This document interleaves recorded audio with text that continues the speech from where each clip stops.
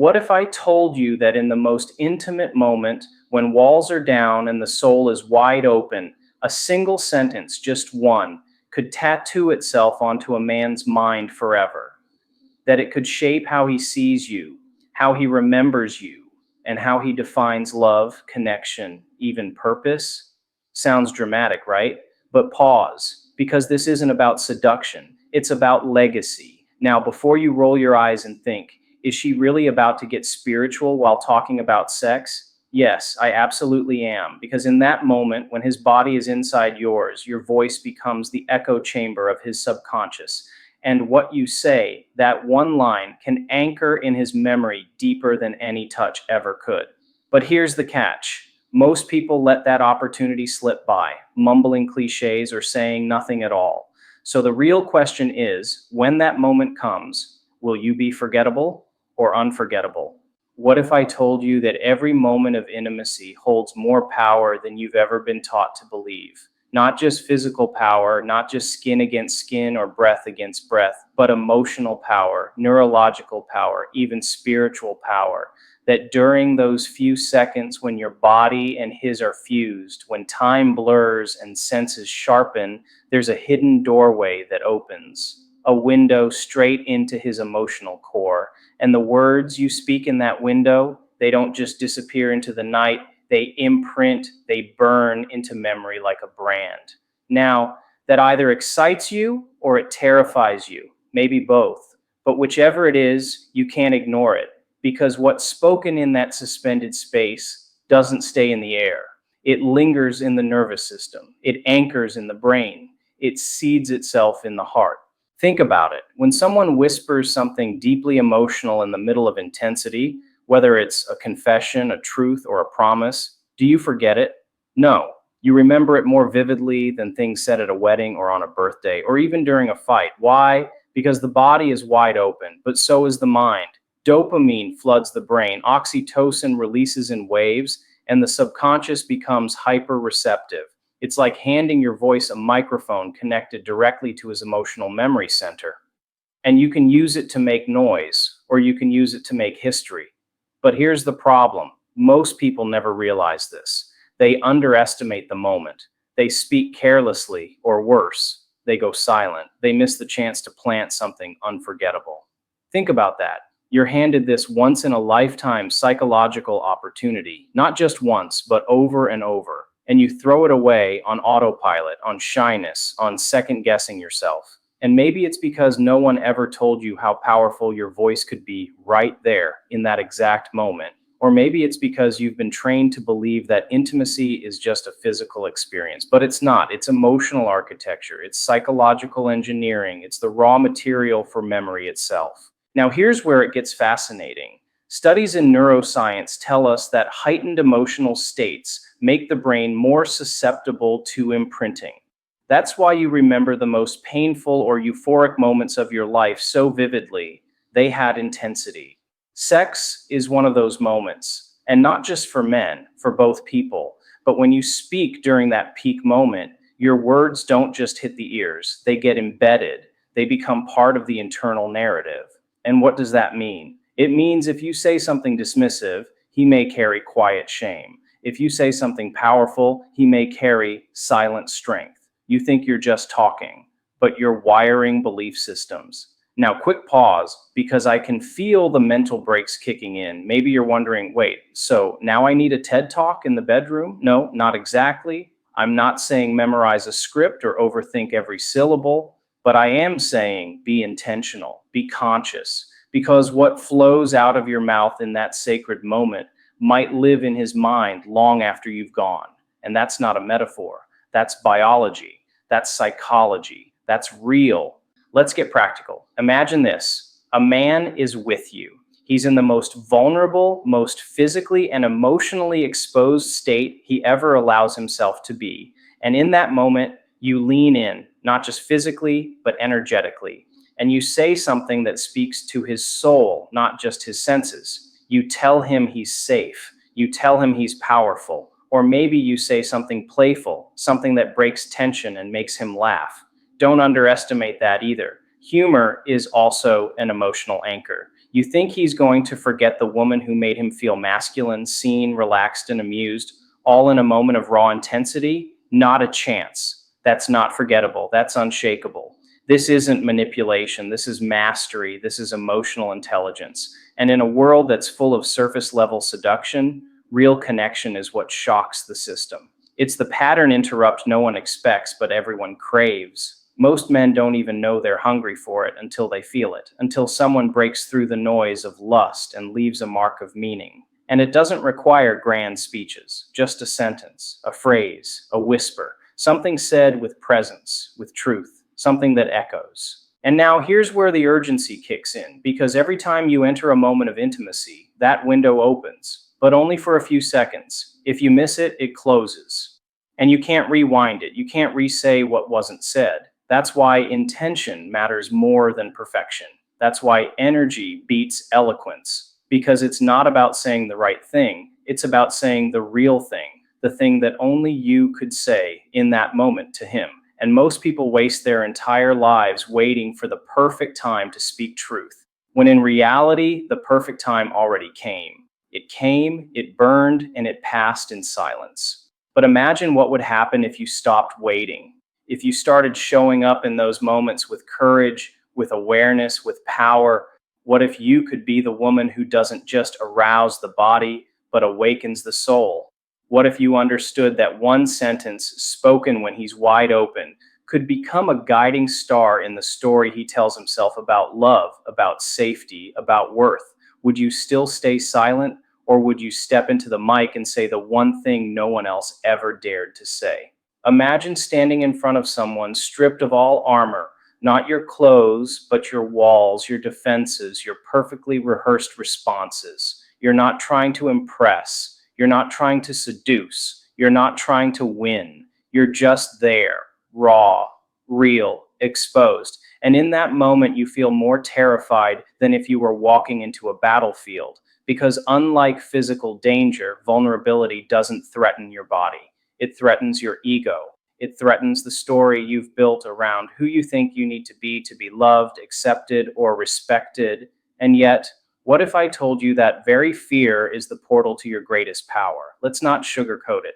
Vulnerability is uncomfortable. It's messy. It's emotional. And let's be honest, it's not the kind of thing you casually list as a strength on your resume.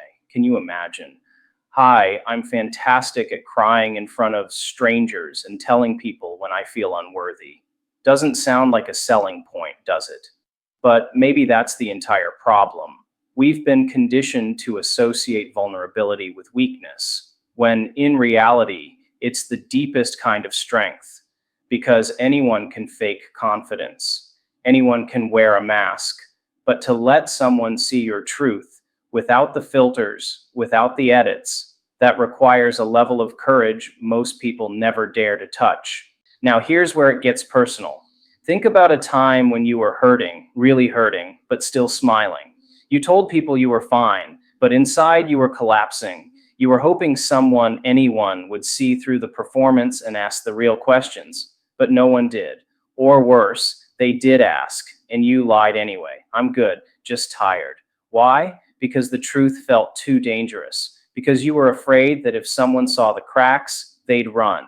And that fear, that moment, is where vulnerability either blooms or buries itself. But imagine what would have happened if just once you had said it, if you had admitted that you were scared or lost or lonely. Would it have made you weak, or would it have made you real? Because here's the twist. Vulnerability doesn't push people away. It draws them closer. When someone sees your truth, they don't think less of you. They think, finally, someone brave enough to stop pretending. And that moment, that shift, is what turns conversations into connection, sex into intimacy, and presence into unforgettable experience. Let's zoom in even closer. Vulnerability isn't just about sharing your trauma or crying in someone's arms. It's in the micro moments. It's when you admit you don't have all the answers. When you say, that hurt me. When you express desire without demanding a return. It's when you say, I love you, without waiting to hear it back. And yes, it's terrifying, but it's also magnetic because vulnerability is what makes you relatable. People aren't inspired by perfection, they're inspired by authenticity, by the courage to be seen, flaws and all, and still say, "This is me." Now, let me ask you a strange question. Have you ever been emotionally naked while physically naked? Most people haven't. Most people can sleep with someone, even fall in love with someone, without ever showing them who they truly are, because it's easier to take off your clothes than to take off your armor. But there's a moment, one rare, unrepeatable moment, where intimacy and truth collide, where you're not just touching skin, but exchanging energy, where your words land deeper because your guard is down. That moment is vulnerability, and that moment is unforgettable. But most people miss it, not because they don't feel it, but because they run from it, because it feels like standing at the edge of a cliff with your heart in your hands, hoping it doesn't get thrown back. Vulnerability feels like risk, and it is, but it's also the only way to get to anything real. And in a world obsessed with filters and highlight reels, real is revolutionary. You may be thinking, what if I open up and it's not received? What if I'm too much, too emotional, too intense? Here's the truth. Vulnerability doesn't guarantee safety. It guarantees authenticity. Yes, some people may not be able to hold what you reveal, but those aren't your people. The ones who can, they'll lean in closer. They'll remember how you made them feel, not because you were perfect, but because you were present. And this doesn't just apply to love. Vulnerability is the key to leadership. It's the root of creativity. You can't create anything meaningful without the willingness to be judged. Every artist, every innovator, every soul who's ever changed the world, they all faced the terror of being seen, and they did it anyway.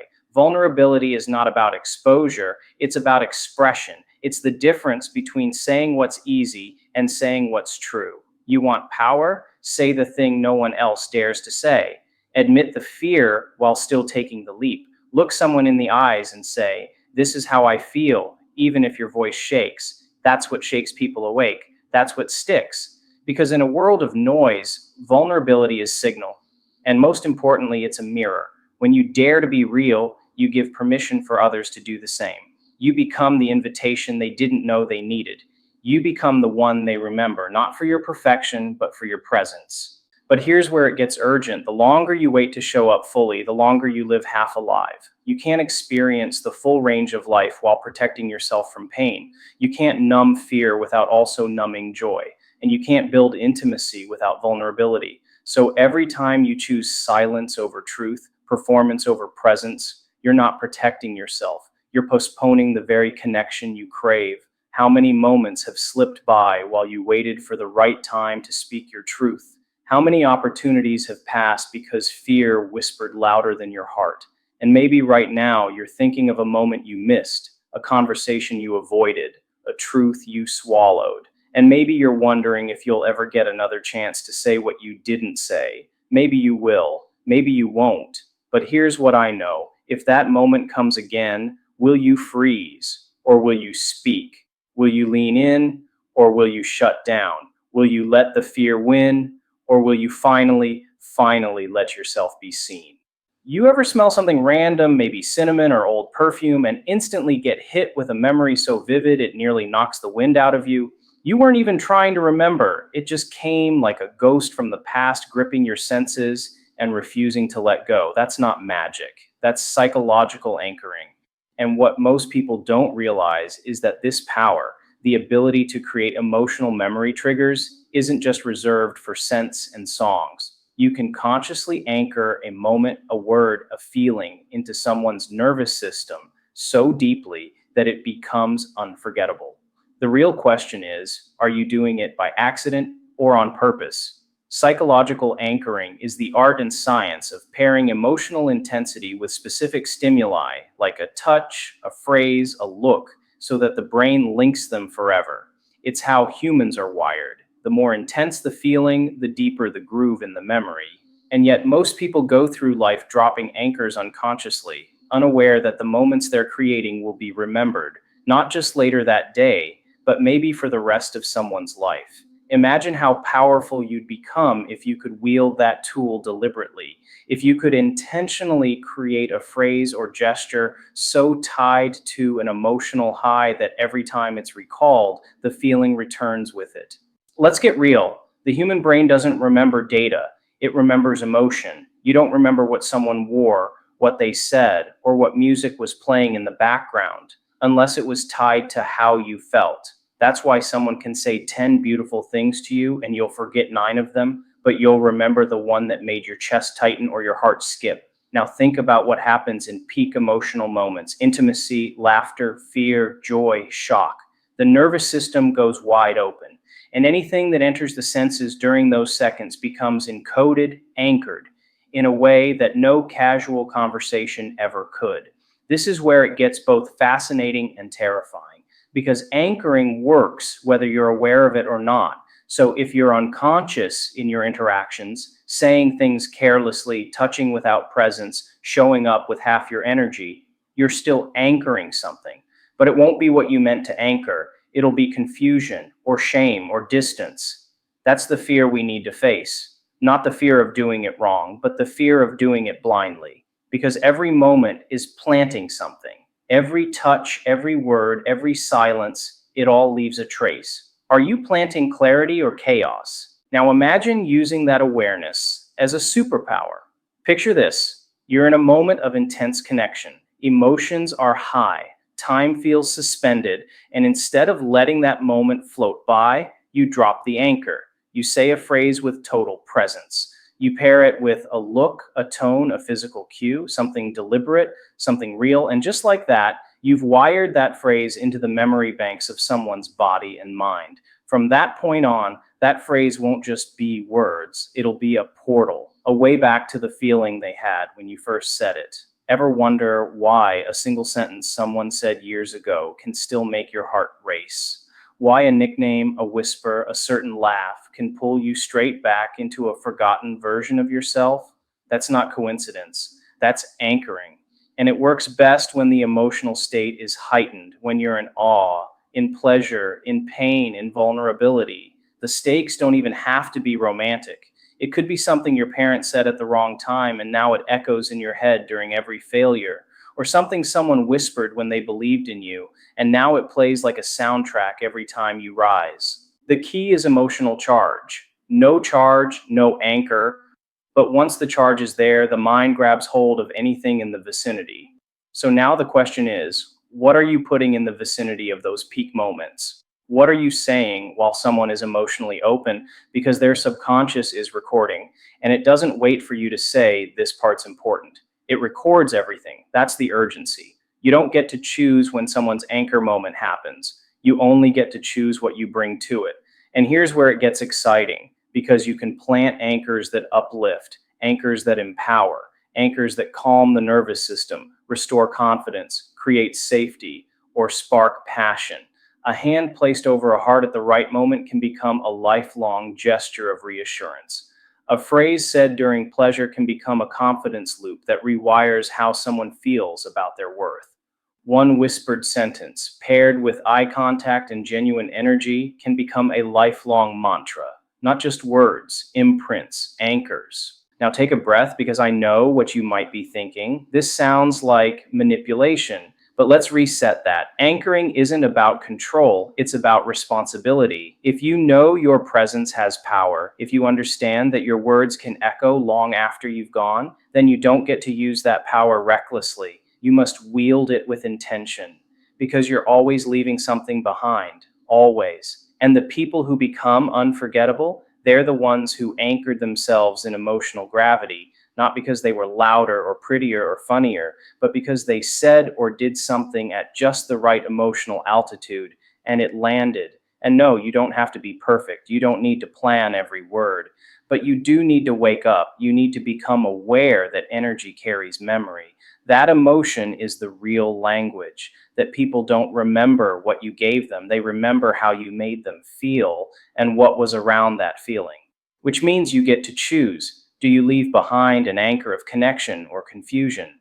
Do your words open a door or leave a wound? Some of the most influential people in your life aren't the ones you spent the most time with. They're the ones who anchored something powerful in a single moment.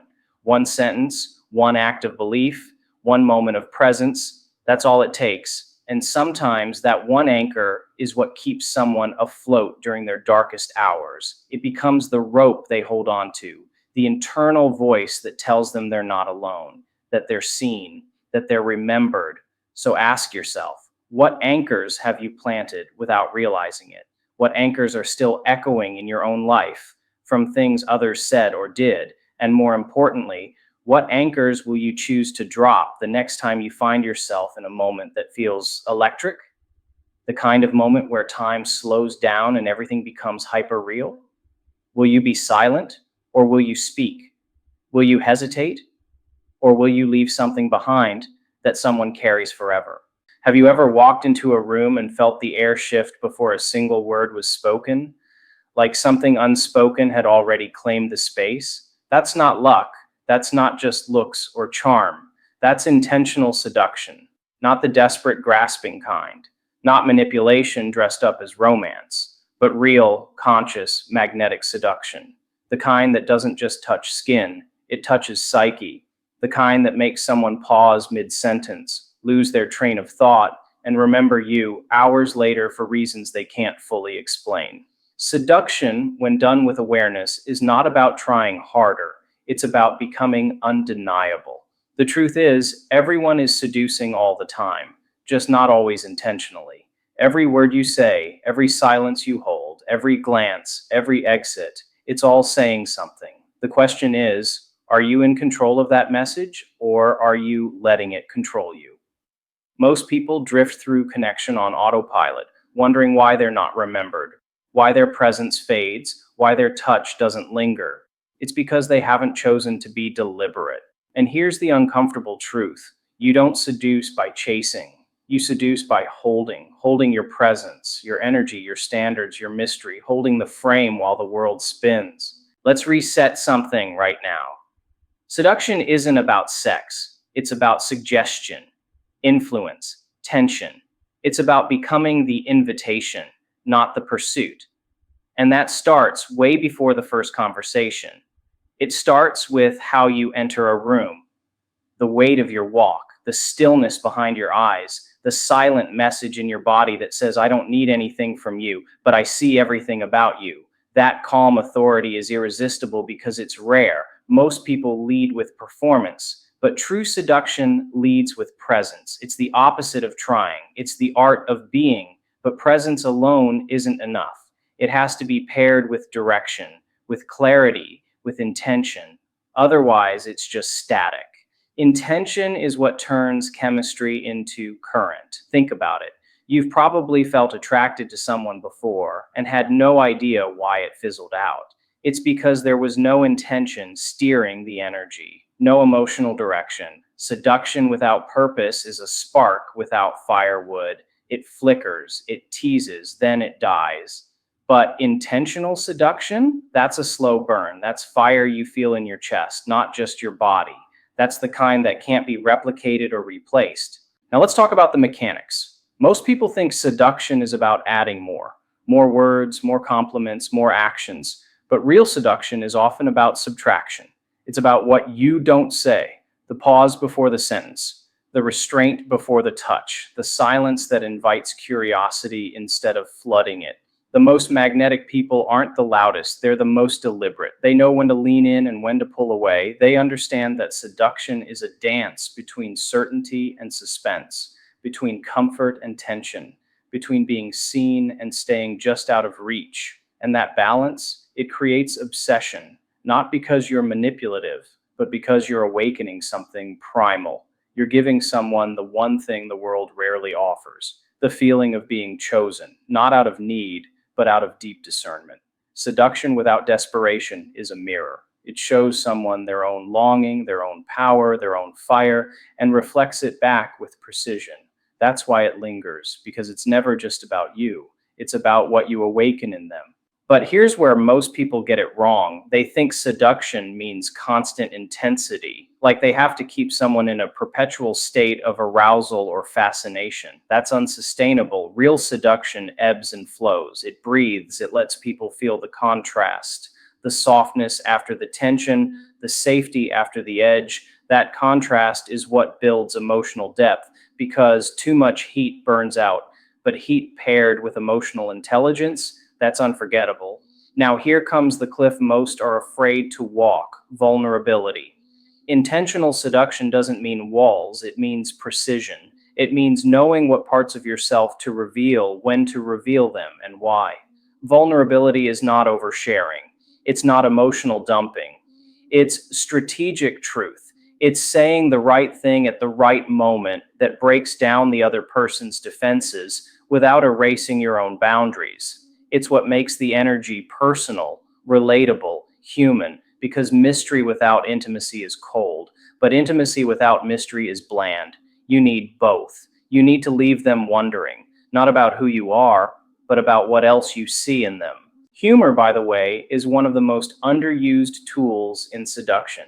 Not jokes, not trying to entertain, but wit, the kind of humor that says, I don't take myself too seriously, but I see right through you. Humor that disarms, that interrupts a pattern of defensiveness, that makes someone exhale. Laughter breaks down walls faster than flirtation ever could. And when you pair that with grounded energy, when you can make someone feel safe while keeping them curious, you're no longer just attractive, you're magnetic. Let's not forget urgency. Intentional seduction understands the value of time. It doesn't beg for it, it doesn't chase it. It makes people feel the clock ticking. It reminds them, without saying a word, that not everyone will wait, that your presence is a privilege, not a guarantee, that this moment might never happen again in the exact same way. That urgency doesn't come from threat, it comes from truth, from the awareness that time is always moving and that some windows don't reopen. That's what makes someone lean in. That's what makes a single look feel louder than 1,000 texts. That's what turns a conversation into a turning point. And that's what separates the forgettable from the unforgettable, because anyone can get attention, but only the intentional can hold it. Only the intentional can transform it into memory, into meaning, into an experience that etches itself into the body like a signature no one else can forge. So ask yourself, who do you become when you stop performing and start choosing? What kind of energy do you walk into a room with when you stop begging for validation and start anchoring value?